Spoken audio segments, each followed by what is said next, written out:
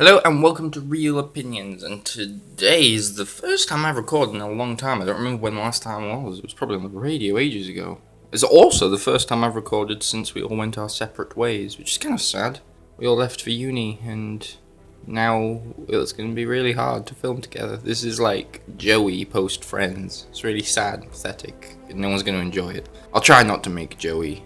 This could be like, I was going to say I'll do Frasier, but I can't promise that. I'll say Angel. Angel's the mid-ground of quality for standalone spin-offs. So yes, we'll go with that.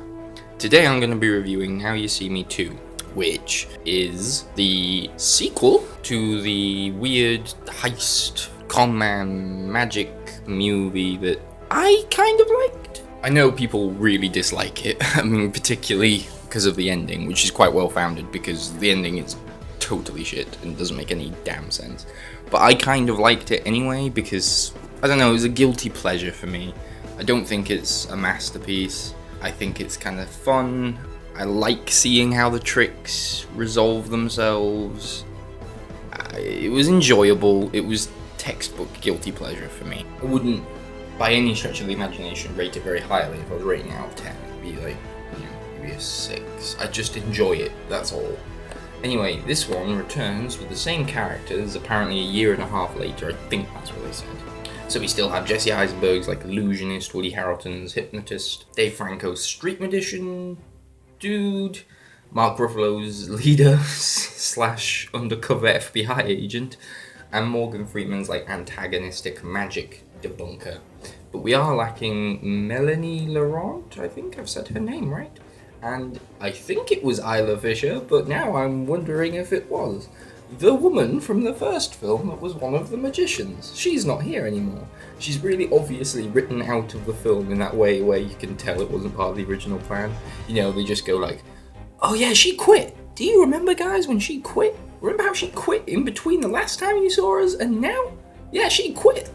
And you're like, oh, okay. So I don't know what happened behind the scenes, but she's quit apparently. And filling in her shoes is Lizzie Kaplan. I'm so bad with names. I think that's her name. And she specializes in gross out magic. Like she'll cut off her hand, but she didn't really cut off her hand. Magic. Anyway, the magicians have been hiding for a long time, with Eisenberg's character in particular getting quite restless about this.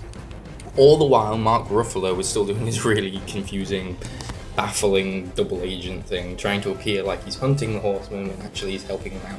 And it's just as nonsensical as it was the first time. Anyway, eventually they do come out of hiding to do one of those shows where they expose the truth behind some big corporation. They're like Robin Hood for the people. Yay, we're doing this for you, magic shows. But it's hijacked and the horsemen are kidnapped and taken to China where they meet Daniel Radcliffe's guy. I think his name was Mabry? Bad with names. Anyway, he basically owned a lot of the shares in Michael Caine's business from the first film. So when they stole from that business, turns out they were stealing from Daniel Radcliffe. I'm going to call him Daniel Radcliffe. And it turns out that they therefore need to do something for him in order to make amends, otherwise he'll threaten to kill them.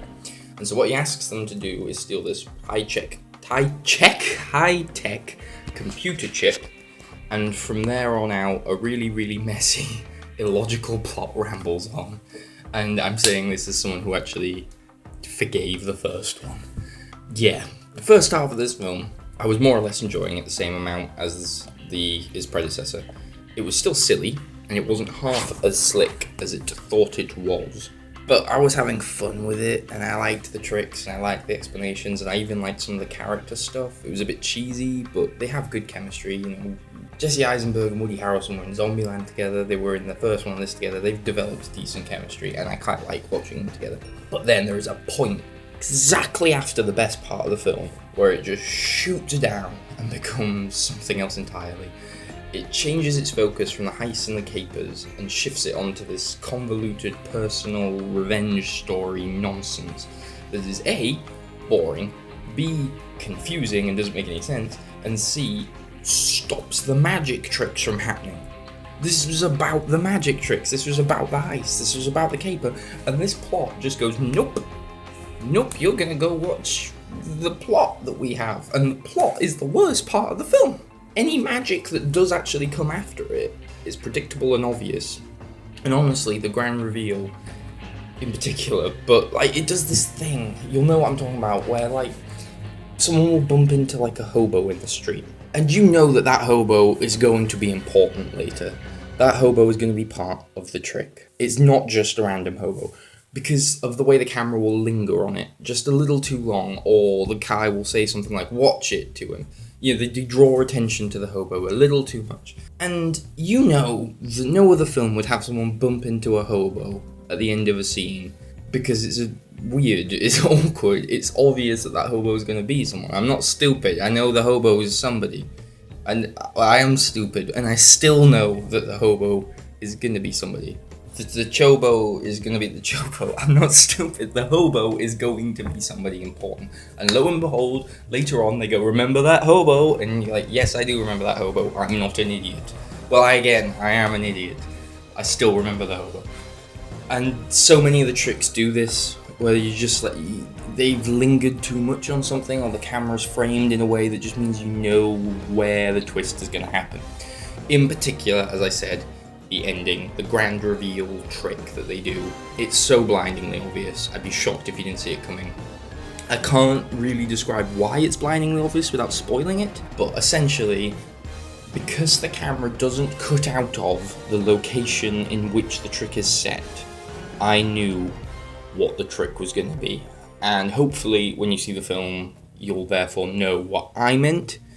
But if you don't, I don't know, if I'm explaining it really poorly, which I know I am, I will, reply in the comments to exactly what I meant. Basically, because of the way that it was edited and put together, and because the camera didn't leave the confines of this place, I knew what the reveal was going to be. And every trick is like that. There are two types of trick in this film. One, where it's blindingly obvious, or two, where it's not blindingly obvious because it doesn't make any damn sense and there's no way that you could predict it. They're the two. I mean, that's maybe a little harsh. There's probably a couple where I didn't see it coming and was like, okay. But that is the majority of them. And then there's the film's actual ending. Do you remember how the first film's ending didn't make any damn sense? Because Mark Ruffalo was supposed to have been on the Horseman's side the whole time, even though he obviously was chasing them.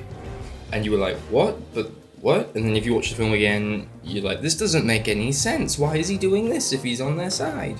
Why is this happening if he's on their side? Yeah, if you thought that was bad, you wait until you see this movie. And wait until you see this film's grand reveal. Because I honestly was like, I can't believe you did this again. After people were so vocal about how it was stupid, you did it again. And there's so much of this changing allegiance stuff where people were actually working for this guy all along, and you're like, what? Stop doing it! Because it's done in that way where you know they didn't really layer in or build it into the earlier scenes. So when you're watching it again, you know that in this scene they just filmed it as if the character was on the side he's pretending to be on. And the twist almost feels like a last minute addition that has no justification for being there, because the characters are obviously not written with this twist in mind throughout the film. It's really, really bad. And then, as well as this, my other major criticism is Woody Harrelson plays two characters in this film. He plays the character he played before, and then he plays his character's brother. Really annoying character. All the way through, I was like, Woody, stop. Please. I like you, Woody. Stop doing this. This is embarrassing for me. Anyway, the film does basically fall apart in the last half and becomes way less enjoyable. But there are still some positives. Radcliffe, Kaplan, they're solid additions. I actually quite liked their characters. And the group dynamic still works. It does work, apart from when it turns out that this guy was on this guy's side the whole time, and he was doing this and he was doing that. Then it doesn't work, because it doesn't make any sense. But when they're just sat down talking, or just actually doing what they say they're doing, it works. And there is one sequence that it's really kind of silly, and it relies on CGI way too much, but I really enjoyed it. With a card, it's basically the big heist sequence of the film. It's silly, but I liked it. And that goes for the first half of the film in general, actually. So, a handful of positives, handful of negatives, come together for a 5 out of 10. I know some people are going to be like, you're being way too kind on this because they think I'm way too kind on the first one, and this one is less good than the first one. But, you know what? You probably like a film that everyone else thinks is shit. So, don't attack me for it. It's not like I gave it a 9, I gave it a 5. Ben. I know Ben's going to have a go at me. I gave it a 5, Ben. It was a 5. It's not like I saw Ghostbusters and liked it. You don't have to jump on me, internet. It's not like I saw Ghostbusters and didn't like it. You don't have to jump on me, internet.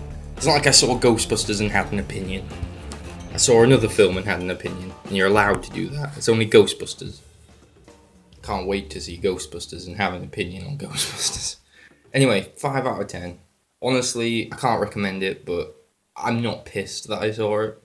And if it was on TV again and I was in the same room, I'd be happy to be in the room while it was on. What a recommendation that was.